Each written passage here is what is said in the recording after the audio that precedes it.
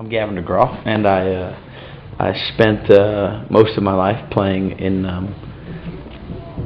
bars and in clubs in New York State first, in my hometown, and then I moved to ultimately I moved to New York City, and I played in lots of bars and things like that there until I decided that it would be a good idea for me to make an album and work with a record company, because I was very curious to see if my music was the type of music that the general public would enjoy,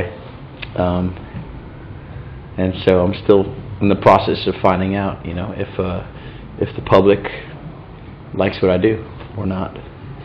One day I went to this record label where Clive Davis worked, and I met him and played a group of songs for him, and he liked the songs, and basically that same day he offered me a contract.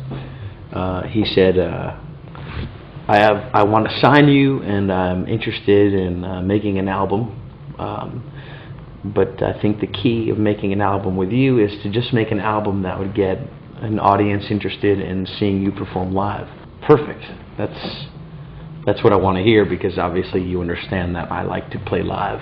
You're understanding me, and so then we set out to make that happen. And the reason I was interested in working with Clive and this label is because they were not interested in changing me and changing my persona or my work, my music. They were more interested in just helping me to develop a way to make myself and my music public. So the album is really a documentation of what it is that you do every day. It's something that represents who you are and what you are every day that you're out living your life. If I released an album and the first week it was the biggest record there in the world, then there can be no further development. There can only be a decline. If you were born number one, you can only be replaced.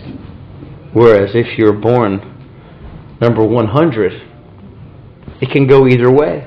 But hopefully there's room to grow, and you can't be criticized for just going downhill. You see, it's something to look forward to.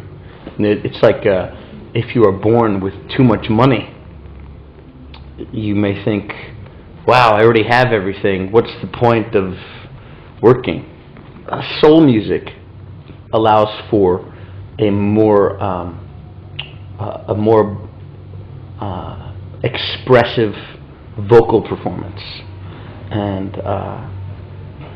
the way I travel with my band, it's very minimal. There's only 4 of us, so you want to get as much feeling as you can out of as few people as you can.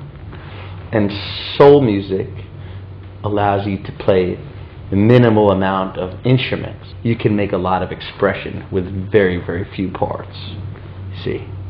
And not to do too much of it, just a little bit here and there as part of a show.